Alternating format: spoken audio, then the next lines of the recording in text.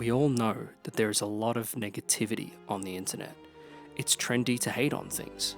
So I've decided that one of my main goals with this channel is to spread more positivity on this platform. I'm going to approach my reviews with a glass half full attitude and hopefully promote civil discourse. That doesn't mean we are going to pretend that everything is great. I'm actually seeing some smaller trends these days where it's just cool to say that every song or film is fire, but I'm going to just be positive, and I don't think it'll be hard because I tend to be that way anyway.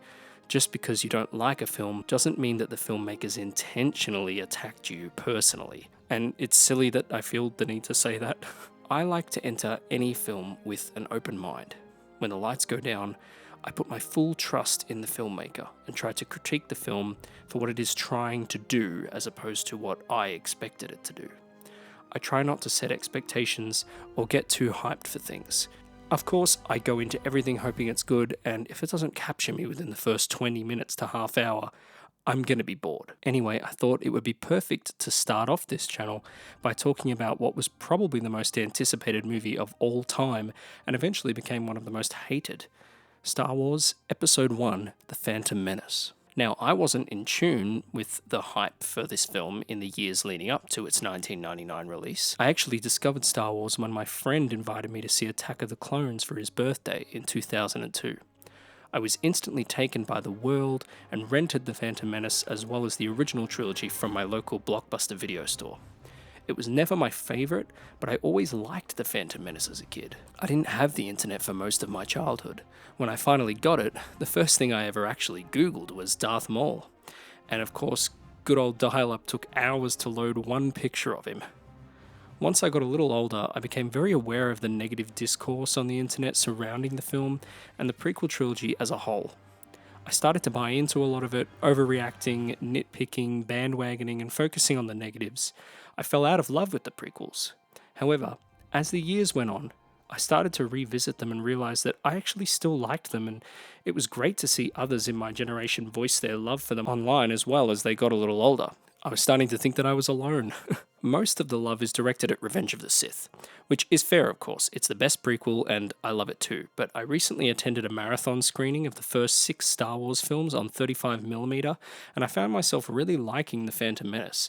I maybe even love it. It definitely doesn't deserve all the hate that it has gotten over the years, and it makes me feel really sad for the people involved. It's quite bizarre the way fans sometimes react to art and entertainment. It's okay to dislike something and critique it, but it shouldn't promote real rage and fighting. I will admit I have a lot of nostalgia for this film, so it is a comfort film for me. Still, I don't think that gets in the way of my analysis of it.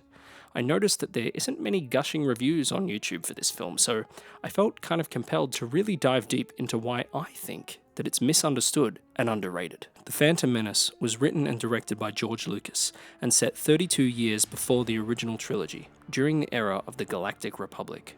The film follows Jedi Master Qui-Gon Jinn and his apprentice, Obi-Wan Kenobi, as they try to protect the Queen of Naboo as she attempts to secure a peaceful end to an interplanetary trade dispute that is threatening her people. After their ship is damaged, they land on the planet Tatooine in search of new parts. Whilst on Tatooine, they are joined by Anakin Skywalker, a young slave who is unusually strong with the Force. All the while, a mysterious Sith Lord named Darth Maul lurks in the shadows. I'm going to start by talking about the characters. Now, this film doesn't technically have a protagonist. This has always been a point of contention, but it doesn't really bother me, as I feel if Anakin was the protagonist, for example, it would feel too similar to Luke's story in A New Hope. A boy who yearns to leave Tatooine and head for the stars. I view the film a bit like Game of Thrones. I know that's a TV show, but it doesn't have one protagonist. You follow multiple storylines at once and see how they interweave. It's about the world and how the characters operate within it. I'd say the de facto protagonist is Qui-Gon Jinn, played by Liam Neeson. I love Qui-Gon Jinn. He is stoic and wise, and he's the first example we get to see of a quote-unquote grey Jedi. He is constantly at odds with the Jedi Council and doesn't see the galaxy in simple and rigid terms. Nor does he view conflicts as black and white, hence the term Grey Jedi. Despite Anakin wanting him to free more than just one slave, he claims it's not what he came to Tatooine to do. He is a very interesting character. He understands the nuance of life, and this often clashes with the way of the Jedi. He can be reckless because he follows his head and heart. This is all shown in the way that he decides to bring Jar Jar Binks along for the journey, and how he doesn't take no for an answer when demanding Anakin be trained as a Jedi. Anakin would have related to this as a teen had Qui-Gon survived. Because of this lack of a strict adherence to the Jedi Code, Qui-Gon seeks wider paths than other Jedi. We can assume that this is what led him to discover becoming one with the Force. We find out in Revenge of the Sith and the Clone Wars show that he learnt how to preserve himself after death. The reason his body didn't disappear at the end of the film is because he hadn't finished his training in this art. He was only able to manifest his voice. He eventually learns to present himself physically. Now, in Anakin Skywalker's case, he shows up too late in the film to be the protagonist, but he's often cited that way. I think Jake Lloyd is good in this role. He's just a child, and he does exactly what George Lucas wanted. He has a cute innocence about him. I don't think that the dialogue is bad at all in this film. It's just a little clunky and stale at times. I can understand why it can feel a bit awkward and forced for the actors, but all Star Wars dialogue is like this. This one just lacks the wit of the originals, and it's more plot-driven. Many people think we should have started with Anakin as a teenager, but I think it was imperative that Anakin be shown first as a child. It was important to show how his upbringing shaped his perspective on the world and what trauma he carried with him from childhood. This is a very realistic way of telling this story, as all people have experiences and traits from their childhood that affect them throughout their whole lives. Anakin sees life in a very basic light and dark way. He's a slave. He is at the bottom of society. He sees the oppressors as being at the top, and so he views hierarchies as corrupt. He dreams of becoming a Jedi. His dream of becoming a Jedi is solely based on this concept. I really like the dinner table scene. Here we have Anakin reminding his mum that she says the biggest problem in the galaxy is that nobody helps each other. He later claims that he had a dream about coming back as a Jedi and freeing all the slaves. He believes that being a Jedi will be the answer to his problems, which of course it will not be. This is the precise reason why Qui-Gon is integral to this film. He was the father that Anakin needed. Many people have argued over the years that Qui-Gon is a bland character, that should have just been written as Obi-Wan Kenobi instead. Of course, in Return of the Jedi, Obi-Wan claimed Yoda instructed him. We learn in Attack of the Clones that Yoda instructs younglings at the Jedi Academy, so it's safe to assume that Obi-Wan meant that he was taught by Yoda as a youngling before Qui-Gon took him on as a Padawan. I used to buy into this whole Qui-Gon redundance as well, but I've realized that he is definitely integral to this film. One of my favorite exchanges in the film is Anakin saying, "No one can kill a Jedi," and Qui-Gon responding with, "I wish that was so." This line not only foreshadows Qui-Gon's death, but it proves how Qui-Gon would have been able to teach Anakin about the nuance of life and how we should not be afraid of death, as it is a natural part of life. This is further proven by the deleted scene where Anakin fights with Greedo, because Greedo believes Anakin cheated in the pod race. Qui-Gon tells Anakin that if he knows the truth and he's told the truth, that's all that he can do. He cannot change Greedo's mind. He has to take the high ground. Anakin never had a father. It is likely he would have never turned to the dark side if Qui-Gon had been his master, because he would have filled the role of a father too. Obi-Wan could never fill that role because he viewed Anakin as a brother. He claims this in Revenge of the Sith, whilst Anakin claims that Obi-Wan is the closest thing he has to a father. Anakin is often frustrated with Obi-Wan later in the trilogy because he can't fill this role. This brings us to Obi-Wan Kenobi, played by Ewan McGregor. Yes, he doesn't do much in this film. Is it a bit disappointing? Sure, but his role in this film is to take a backseat to Qui-Gon so that we understand why Anakin couldn't fully connect with Obi-Wan later in the trilogy. Obi-Wan is very dedicated to the Jedi Order. He is rigid, he's constantly questioning Qui-Gon's choices to bring Jar Jar and Anakin along for the journey. He continues to disapprove of Qui-Gon going against the Jedi Council. They have a strong bond, but he sees things very black and white as the Jedi have taught. He doesn't see the grey like Qui-Gon does. It makes sense that Qui-Gon would wield a green lightsaber whilst Obi-Wan wields blue. Qui-Gon and Obi-Wan's dynamic is revealed in the first scene of the film, and at the end, when Obi-Wan promises to train Anakin, he does so with no real attachment or personal understanding of how Qui-Gon came to believe that Anakin will fulfill the prophecy and bring balance to the Force, which of course he eventually does in the end of the original trilogy. Obi-Wan's heart's in the right place though. Qui-Gon knew how to interact with children. He shows Anakin respect and doesn't belittle him. He also doesn't get frustrated with Jar Jar, who's basically a child. Jar Jar Binks was played by Ahmed Best, and he is easily the most hated character in all of Star Wars. But I never hated him. As a kid, I thought he was funny. Nowadays, I think he's mildly amusing in the way he was intended. He's based off of Disney's Goofy. He brings levity to the film. When the Jedi have to be so serious, we have Jar Jar to be an audience character, reacting to all the crazy things that are happening and making the scenes more lively. He's for kids, and considering how much of this movie is not for kids, I'm okay with that. He feels a bit of a C-3PO role. I don't love Jar Jar or anything. I just don't see what the big deal is. I don't really find him annoying. I'm rather indifferent. And the CGI still looks good. Ahmed Best gives a great performance. He and George Lucas, as well as the whole team behind Jar Jar, deserve so much credit for introducing the first performance capture character. He paved the way for characters like Gollum. It was a huge innovation, and it changed the way that movies were made. And that's one of the things I love about the prequels. They changed the way movies were made when it came to digital effects, much like how the originals did with practical effects. Speaking of which, this film is filled to the brim with incredible practical effects. Everywhere you look, there is an amazing costume, alien creature, spaceship, environment. The film is just bursting at the seams with so much creativity and wonder that I can't consciously hate on it too much. So much love and thought was put into the world building. I think the production design really trumps any other film in the series, save for Episode 4 because it started it all. I appreciate Jar Jar's inclusion because it wraps up nicely at the end when Padme takes the Naboo War into her own hands and Jar Jar is the connection to her getting an army. The underwater city is gorgeously designed, and the story of the two civilizations coming together is a good idea. This brings me to the next character I'm going to talk about, Padme Amidala, played by Natalie Portman. Now, I think Padme is one of the most underrated characters in all of Star Wars, and she's one of the best. In just this film alone, I'm really impressed with her character. She's quite dynamic, she's a strong and capable leader of Naboo, yet she has such a down-to-earth quality. She has no trouble interacting with people from all different walks of life. When she meets Anakin, she recognizes that she is out of her element on Tatooine, but doesn't act above it.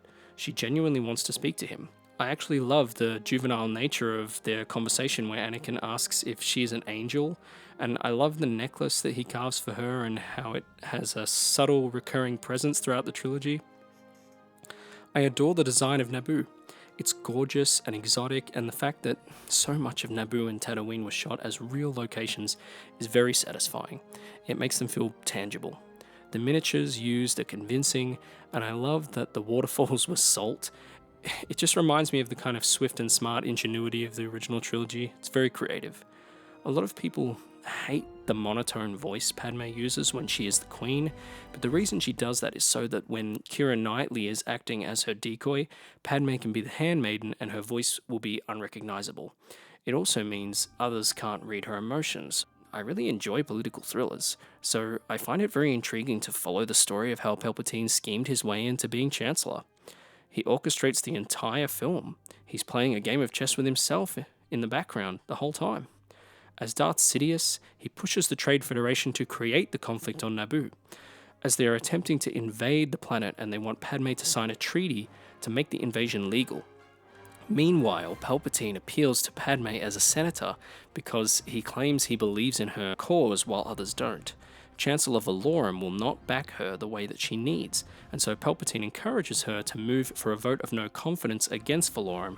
Palpatine, of course, is then nominated and eventually elected at the end of the film. Remember in Return of the Jedi, Palpatine is pretty one-dimensional. He's just a powerful and evil guy. He's great to watch, but this film started to really expand his character in a fascinating and satisfying way, and Ian McDiarmid is just amazing in this role.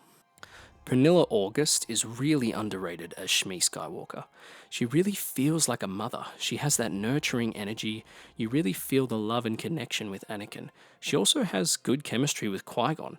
The scene where Anakin leaves his mother is actually pretty emotionally effective and has some good dialogue. It is one of the best scenes in the film.